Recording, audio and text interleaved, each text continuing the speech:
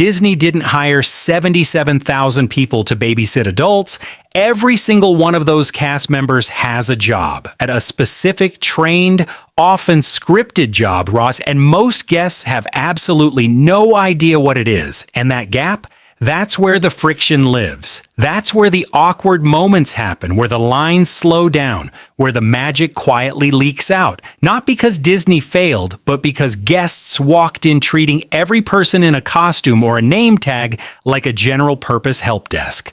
So here's what we're doing today. We're going through the roles guests don't know exist, or more accurately, the ones they know exist but completely misread. And we're talking about the habits that make those workers' jobs quietly, unnecessarily harder. Because when you understand who's doing what and why, your trip gets smoother, your interactions feel better. You stop accidentally being that guest. You know, the one holding up the line, confusing the cast member, or unknowingly breaking a rule that's there for a real reason. We're starting fast, because the first two are ones almost everyone does without thinking. If you want the kind of park knowledge that makes you look like a seasoned local, subscribe now. This channel is basically your Backstage pass, and we're just getting started. Number 1, treating attractions cast like they're the information booth. Here's the scene. You're walking up to a ride entrance. The cast member at the front is mid-spiel. They're doing their whole thing, explaining the safety requirements, the height restrictions, the boarding process, and someone in your group leans over and goes, "Hey, what time does the parade start?" And the cast member kind of freezes for half a second. Maybe they answer, maybe they deflect, but either way, the flow just hiccuped, and there's a reason for that. Attractions cast are safety trained for their specific ride. Their role is scripted, literally, in some cases, because what they say matters for guest safety and for the consistency of the experience. When you pull them off script to ask about something that has nothing to do with their area, you're not just mildly inconveniencing them. You're pulling someone out of a safety context. It's not that they're unhelpful, it's that helping you with parade times isn't their job. And more importantly, their actual job requires their full attention. The formula here is simple. Ride ops runs safety. Guest relations solves problems. If you have a question that isn't about the ride you're standing in front of, save it. Guest relations cast carry those blue umbrellas around the park for exactly this reason. They are the general help desk, and they are incredible at it, so find them. Let the attractions cast do their thing. And speaking of people guests constantly redirect energy toward, the character handlers, even more misunderstood than you'd think. Number 2, thinking the person next to the character is just standing there. Okay, picture the meet and greet line. You've waited maybe 20 minutes, maybe more, and you can finally see the character up ahead. And there's someone standing right next to them, keeping things moving, adjusting the pace of the line, talking to guests as they approach. A lot of guests don't really register that person. They look past them, step around them, or just push toward the character because that's who they're there to see, and that is a mistake, a quiet one, but a real one. That person next to the character isn't decoration. They're the character attendant, and they are the entire operating system of that interaction. They control the timing. They manage how long each guest gets. They protect the character's physical safety, which matters more than people realize because characters in full costume have limited visibility and limited mobility. The attendant also protects character integrity, which is a whole other layer. If someone asks Mickey a question that Mickey shouldn't be able to answer, or tries to pull the character somewhere unscripted, the attendant is the one who gracefully navigates that without breaking the illusion. They are managing a live performance on a loop, and they're doing it for hours. The formula: the attendant is the character's voice. Work with them, not around them. When you approach, make eye contact with the attendant first. Let them direct you. They'll tell you where to stand, how to position for the photo, how long you have, and when you follow their lead, the interaction is almost always better, more natural, less rushed, and occasionally a little magical. The next role on this list is one guests almost never think about, and the opportunity they miss because of it is genuinely surprising. Number 3, walking right past custodial cast like they're part of the furniture. This one is less about a mistake and more about a missed opportunity that borders on wild when you realize what you're passing up. You're on Main Street. You have no idea how crowded Tomorrowland is right now. You're trying to figure out if you have time to grab food before the next lightning lane window. You're looking at your phone, spinning in circles, mildly stressed, and 10 feet away, there's a custodial cast member with a broom. Someone who has been walking every inch of that park for hours. Who knows exactly where the bottlenecks are, which shows have seats open right now, which bathroom has no line, which snack cart doesn't have a 20-minute queue, and you walked right past them. Custodial cast are some of the most knowledgeable people in the park because their job requires them to move through all of it constantly. They see crowd patterns in real time. They know where the quiet spots are. Cast members in specific roles, rides, shops, restaurants, are anchored in one place. Custodial is everywhere. The formula: the person with the broom knows more than the map. Next time you're lost or overwhelmed, try asking a custodial cast member first. You might be surprised. And the next group? The ones guests actually do talk to, and then make things extremely uncomfortable for without meaning to. Number 4, thinking the person at the register can fix your price problem. Here's a scene that plays out more than it should. Guest walks up to a merchandise register with an item. The price on the item is not what they expected, or they saw it for less somewhere else, or they just think it's too much and want to negotiate. And they start arguing with the cast member at the register. Maybe they want a discount. Maybe they want a price match. Maybe they want a manager because of a $4 difference. And the line behind them quietly grows. Here's the thing.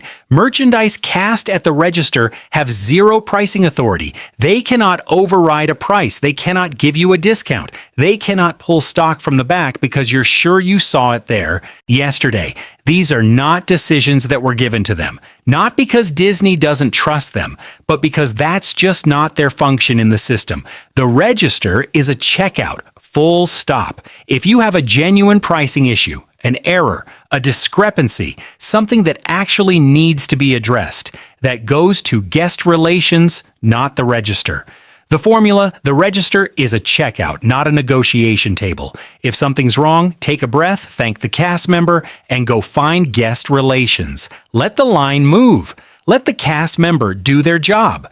Because the next thing we're talking about is one guests almost never know exists. The people who actually have authority walking around in regular clothes. Number 5, demanding the manager when the manager is already in front of you. This one's subtle but important. Something went wrong. You're frustrated. Completely valid. You want someone who can actually fix it. So you say to whoever is nearby, I need to speak to a manager, and the cast member tells you they can get someone, or maybe a different person steps forward, and you think, okay, now we're getting somewhere, except here's what actually happens a lot of the time. The lead, or the coordinator, or the area manager was already nearby, or the person you were initially talking to was a lead, and you've now spent 5 minutes escalating to someone who is functionally in the same role. Disney's management structure on the floor is not always visually obvious. Leads and coordinators often wear the same or similar costumes as frontline cast. Area managers might be in street clothes. The people with real authority to handle escalations are present. They just don't necessarily have a flashing sign above them. So when guests go straight to "get me your boss" in an aggressive tone before even stating the problem calmly, it creates a weird dynamic that actually makes the resolution slower. The formula: the lead in plain clothes is already the answer. If something genuinely needs to be escalated, the best move is calm and direct. Is there a lead or coordinator I can speak with? That phrasing usually works immediately. No theatrics needed. And honestly, it can lead to a much faster resolution and a much less tense interaction for everyone. Okay, now we're shifting gears because the next half of this is where it stops being about awkward moments and starts being about actual safety.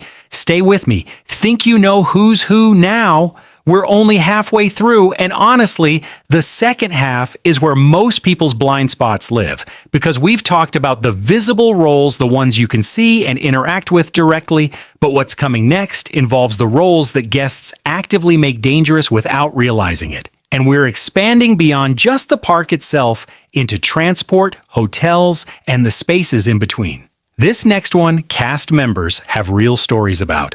Number 6, treating parade and crowd control casts like their directions are optional. Picture a parade route on a busy day. The crowds are stacked 2-3 people deep on both sides of the street. There are ropes set up. There are cast members stationed along the entire route, not watching the parade, watching the crowd. And someone holding up their phone leans over the rope to get a better shot, or a kid slips under. Or an adult just steps over because they're sure it's fine, it's just for a second. Here's what that cast member is managing that you cannot see: float clearance. Parade floats extend further than they look, and they move with precise spacing. Emergency egress: if something happens and the crowd needs to move fast, those ropes are part of the lane system. And liability, which is a word Disney takes very seriously. These cast members are not standing there because they like ropes. They are holding an active safety perimeter. The formula is blunt. The rope isn't a suggestion, and the cast member holding it isn't either. But here's the part people don't know. If you want a better photo angle, ask a cast member before the parade starts, not during it. There have been plenty of cases where cast members found a small adjustment that worked for everyone. They often can help when you approach respectfully and early. And resort guests, the hotel side of this is its own entire chapter. Number 7, mixing up what bell services and concierge are actually for. You've checked in, you're in the lobby, you're tired, you have luggage, you have questions, and everything is happening at once. And you drag your bags to the concierge desk because they look the most official, and you ask them about changing your lightning lane reservations. Or you go to the bell services counter and start asking detailed questions about park hours, dining reservations, and transportation schedules while there's a cart of bags waiting. Both of those interactions are going to be a little awkward, and it's because each of those resort roles is scoped narrowly. Bell Services handles your physical luggage, checking it, holding it, delivering it to your room. That's the lane. Concierge handles planning, reservations, recommendations, itinerary questions, special requests. Mix them up, and both desks slow down because they're now trying to either do something outside their training or redirect you while managing their actual queue. Quick cheat sheet. Bags go to Bell Services, plans go to concierge, and everything urgent goes to the front desk. It sounds obvious when you say it out loud, but in the chaos of arrival day, a lot of people just run to whoever looks available. Now, the one that genuinely surprises people, the workers you never see, whose entire job depends on guests not knowing they exist, and whose system guests break by doing almost nothing. Number 8. Getting curious near the backstage doors. This one is short because it needs to be direct. You're somewhere in the park and you see a door that's slightly ajar, or a corridor that leads somewhere unmarked, or an opening that clearly isn't meant for guests. And you slow down, maybe you peek, maybe you take a step closer, maybe you try to see what's behind it, just out of curiosity, not malice. And that action, however small, is one of the most serious things a guest can do in terms of park rules. Backstage at Disney isn't just an employees-only break room, it's where characters change, where costumes are stored, where the operational infrastructure lives. Seeing a character out of costume would shatter an illusion that hundreds of cast members have worked to maintain, and for some kids, that's a real emotional moment, not just an inconvenience. Backstage access violations are reportedly among the quickest paths to termination for cast members, not because the rules are harsh, but because the stakes are genuine. The formula here is the simplest of all. If it doesn't face the guest, it's not for guests. Full stop. The moment you see cast members only on a door or a sign, treat it like a physical wall. Step back, keep moving. And speaking of keeping moving, the next one involves guests who make an entire transit system grind to a halt. Number 9, acting like Disney's transportation is a taxi. The monorail, the buses, the resort boats, they are not personal chauffeurs running on your schedule. They are an engineered transit system that moves tens of thousands of people per day on tightly calculated intervals. And when guests treat them like a flexible wait-for-me service, the whole thing cascades. The classic scene, the monorail doors are about to close. A family is ambling down the ramp, relaxed, taking their time, bags half open. The cast member holds the door. Another 30 seconds. Another family catches up. Now the monorail is behind schedule, which means the next platform is off sync, which means everyone waiting at that station waits longer. One slow boarding. 40 people delayed. Disney's transportation cast are managing a schedule that is genuinely engineered, not suggested, not approximate, but engineered for crowd flow. They want to help you. They will hold for a reasonable moment, but they are not empowered to derail the entire sequence for one group. The formula? Board fast, sit fast, have your party together, bags closed, ready before the vehicle arrives. It's the simplest possible thing, and it genuinely moves the whole day forward for you and for everyone on that platform.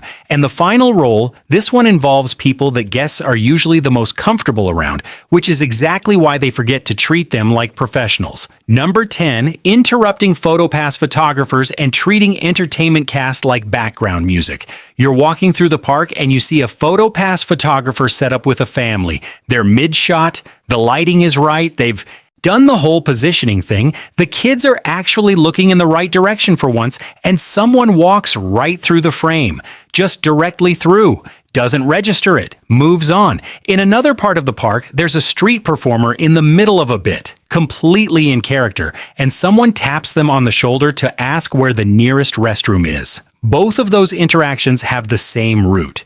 Guests stopped seeing these people as working professionals. PhotoPass photographers are executing a professional shoot, often under time pressure, with families who are not always easy to photograph well. Entertainment cast, street performers, atmosphere characters, live act performers are executing scripted, choreographed performances that are part of the park's official programming. They are not ambient. They are not background. They are working the formula. If they're working a camera or a stage, they're not on pause for you. Wait for a natural break. PhotoPass cast are great at flagging you when they're ready.